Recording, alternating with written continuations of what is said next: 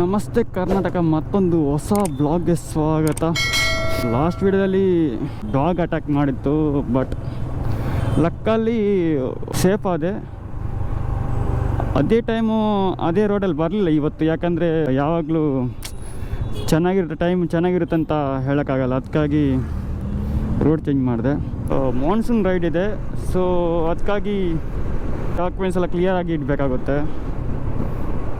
Emission test ಒಂದು ಮೆಸೇಜೇ ಬರಲಿಲ್ಲ ನನಗೆ, ಅದಕ್ಕಾಗಿ ಇವಾಗ ಟೆಸ್ಟ್ ಮಾಡಬೇಕು. 2 ಮಂತ್ ಆಯಿತು ಎಮಿಷನ್ ಟೆಸ್ಟು ಇದಾಗಿ ಹೋಗಿ. ಬಟ್ ಎಮಿಷನ್ ಟೆಸ್ಟು ಅಷ್ಟು ಬೇಕು ಅಂತಿಲ್ಲ, ಯಾಕಂದರೆ ಎಮಿಷನ್ ಅಂದರೆ ಹೋಗೇ ಟೆಸ್ಟು ಅಷ್ಟೇ. ಎಷ್ಟು ಬೀಳುತ್ತೆ, ಬಟ್ ಅದು ಬೈಕೆಲ್ಲ ಮ್ಯಾಟ್ರ್ ಆಗಲ್ಲ. ಬಟ್ ಏನಕ್ಕೆ ಎಮಿಷನ್ ಟೆಸ್ಟ್ ಇಟ್ಟರು ಅಂತ ಗೊತ್ತಿಲ್ಲ. ಏನು ಮಾಡೋದು, ರೂಲ್ಸ್ ಎಲ್ಲ ಫಾಲೋ ಮಾಡಬೇಕಾಗುತ್ತೆ. ಬೈಕ್ ಎಷ್ಟಂತ ಹೋಗಿ ಬರುತ್ತೆ. ದೊಡ್ಡ ಗಾಡಿ ನೋಡುವಾಗ ಯಪ್ಪ, ಈ ಬೈಕು ಜೀವಮಾನ ಅಷ್ಟು ಹೋಗಿ ಬಿಡೋದು, ಅದು ಒಂದಿನದಲ್ಲಿ ಬಿಡುತ್ತೆ, ಅಷ್ಟು ಹೋಗಿ ಬಿಡುತ್ತೆ. ಬಟ್ ಇದಕ್ಕೆಲ್ಲ ಎಮಿಷನ್ ಟೆಸ್ಟ್ ಬೇಕು ಅಂತಿಲ್ಲ. ಏನು ಮಾಡೋದು, ಇದೆಯಾ ಇಲ್ಲ ಅಂತ ಗೊತ್ತಿಲ್ಲ. ಹೋಗೋಣ.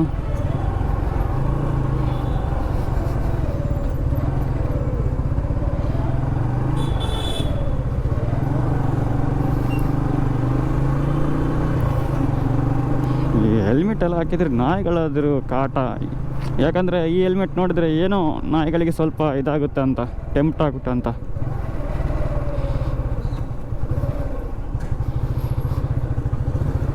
ಎಲ್ಲಿದೆ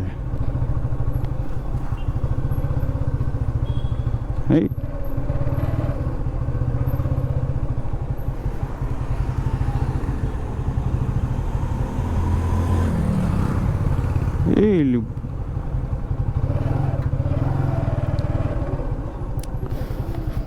ಬ್ರೋ? ಇಲ್ಲಿ ಎಮಿಷನ್ ಟೆಸ್ಟ್ ಎಲ್ಲಿ?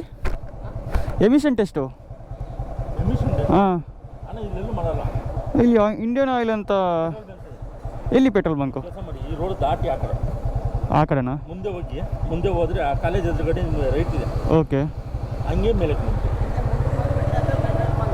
ಅಲ್ಲೇ ಮುಂದೆ petrol bunk. Okay, thanks. Okay okay. ಇಲ್ಲಿ ಮ್ಯಾಪ್ ಹಾಕಿದ್ದಾರೆ, ಇಲ್ಲಿ ಏನಿಲ್ಲ.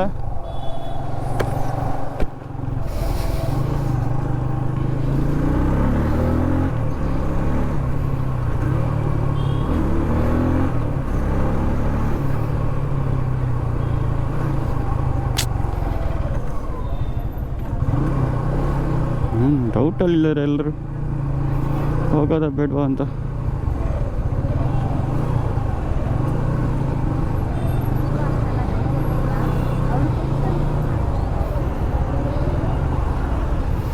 ಅಲ್ಲಿದೆ, ಮತ್ತು ಇಲ್ಲಿ ಯಾಕೆ ಬೋರ್ಡ್ ಹಾಕಿದ್ದಾರೆ?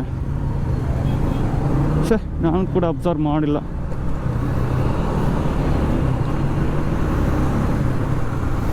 ಅಲ್ಲಿಂದ ಯೂಟರ್ನ್ ತಗೊಳ್ಬೇಕು. ತಲೆನೋವು ಗುರು.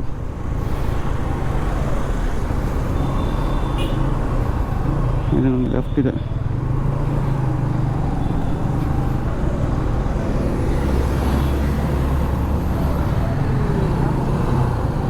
ಓಲಾ ಮಾರೆ, ಒಂದು ಕೈಯಲ್ಲಿ ಮೊಬೈಲು, ಒಂದು ಕೈಯಲ್ಲಿ ಡ್ರೈವ್. ಏನಿದು?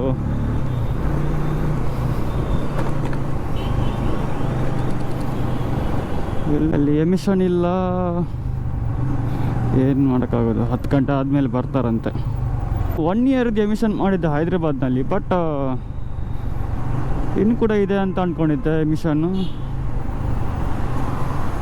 ಇವಾಗ ನೋಡಿದ್ರೆ ಲಾಸ್ಟ್ 2 ಮಂತ್ ಬ್ಯಾಕೆ ಎಮಿಷನ್ ಗಾನು. ಆದಷ್ಟು ಬೇಗ ಎಮಿಷನ್ ಟೆಸ್ಟ್ ಮಾಡಬೇಕು.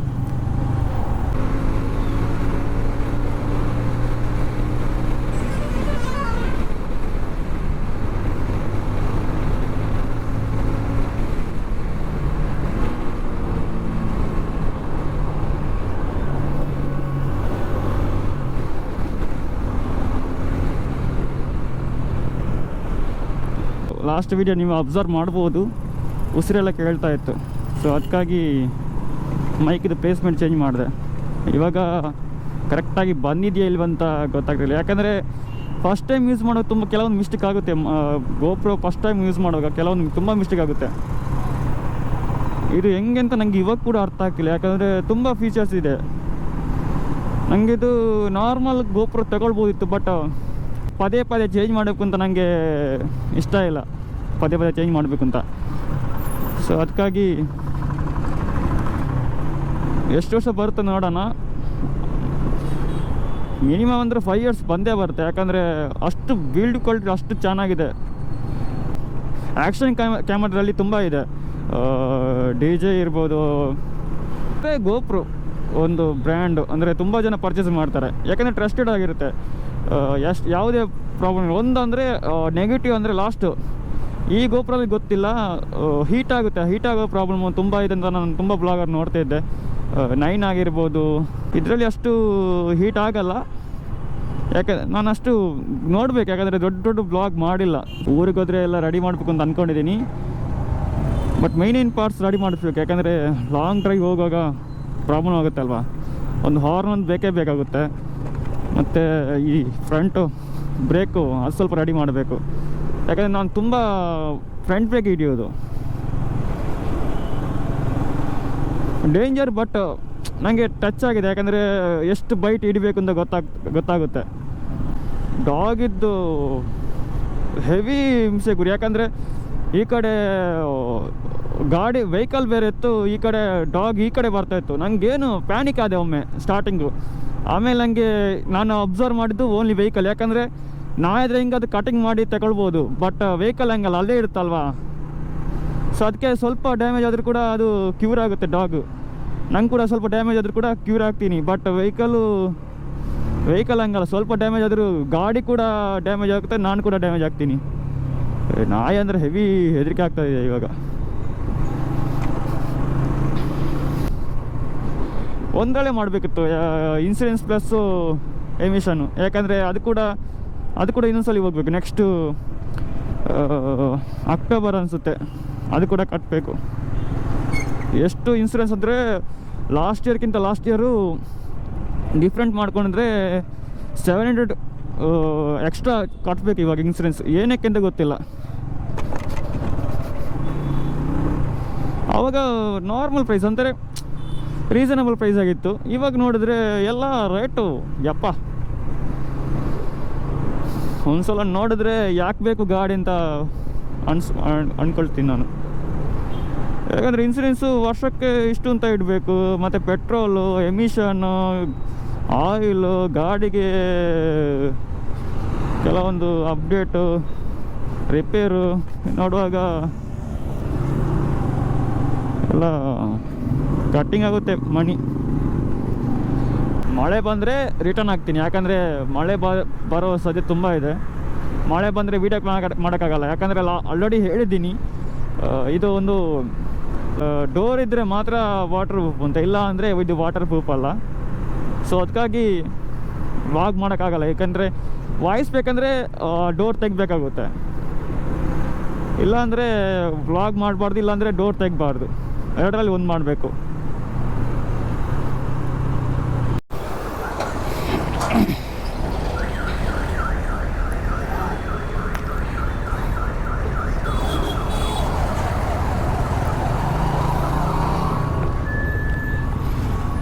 ತಿಂಡಿ ಆಯಿತು, ಬಟ್ ಅಷ್ಟು ಚೆನ್ನಾಗಿರಲ್ಲ.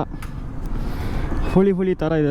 ನನಗೆ ನನ್ನ ಫೇವ್ರೇಟ್ ಮಸಾಲೆ ದೋಸೆ ಆರ್ಡ್ರ್ ಮಾಡಿದೆ, ಬಟ್ ನನಗೇನು ಇಷ್ಟ ಆಗಿಲ್ಲ ಮಸಾಲೆ ದೋಸೆ. ಹುಳಿ ಆಗಿತ್ತು. ಚಟ್ನಿ ಕೊಟ್ಟಿದ್ರು, ಅದು ಯಾವಾಗದು ಚಟ್ನಿ ಅಂತ ಗೊತ್ತಿಲ್ಲ, ಚೆನ್ನಾಗೇ ಇರಲಿಲ್ಲ. ಯಾವ್ದು ಕೂಡ ಚೆನ್ನಾಗಿರಲಿಲ್ಲ. ಸುಮ್ಮನೆ ಜನ ಇದ್ರು ಅಂತ ನಾನು ಹೋದೆ. ವಡೆ ಏನೋ ಕೊಟ್ಟರು, ವಡೆ ಕೂಡ ಹಂಗೇನೆ. ಇದೆಲ್ಲ ನೋಡುವಾಗ ನಮ್ಮೂರು ನೆನಪಾಗುತ್ತೆ. ನಮ್ಮೂರು ಮಚ್ ಮೋರ್ ಬೆಟರ್ ಕಂಪೇರ್ ಮಾಡುವಾಗ ಫುಡ್ಡಲ್ಲಿ ವಿಚಾರದಲ್ಲಿ. ಕೆಲವೊಂದು ಹೋಟೆಲ್ ಯಾಕಂದರೆ ನಂಗೆ ಗೊತ್ತಿರೋ ಹೋಟೆಲಲ್ಲಿ ಹೋಗ್ತೀನಿ. ಯಾಕಂದರೆ ಫುಡ್ಡೆಲ್ಲ ಚೆನ್ನಾಗಿರುತ್ತೆ ಊರಲ್ಲಿ. ಕೆಲವೊಂದು ರೋಡೆಲ್ಲ ಗೊತ್ತಿದೆ, ಬಟ್ ಬೆಂಗಳೂರು ಅಂದರೆ ಎಲ್ಲ ರೋಡ್ಗಳು ಒಂದೇ ರೀತಿ ಇರುತ್ತೆ. ಈ ಕಡೆ ಹೋದರೂ ಕೂಡ ಅದೇ ರೋಡು, ಆ ಕಡೆ ಬಂದರೂ ಕೂಡ ಅದೇ ರೋಡು.